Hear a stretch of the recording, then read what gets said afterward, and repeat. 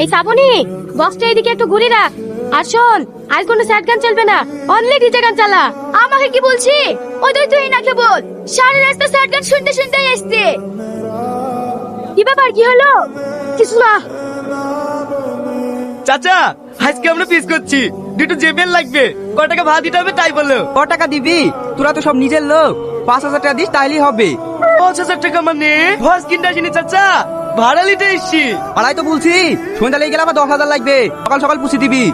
ও চাচা, তোমার বক্স নিতে হইলে আবার ভাই ডবল করে বিয়ে দিতে হবে নাকি? সেদিন ভাইয়ের বিতে বক্স লিখে নু, দুটো বক্সে 600 টাকা লিলি, আর আজ 1 মাস না যেতেই দুটো বক্সের দাম 5,000 হয়ে গেল।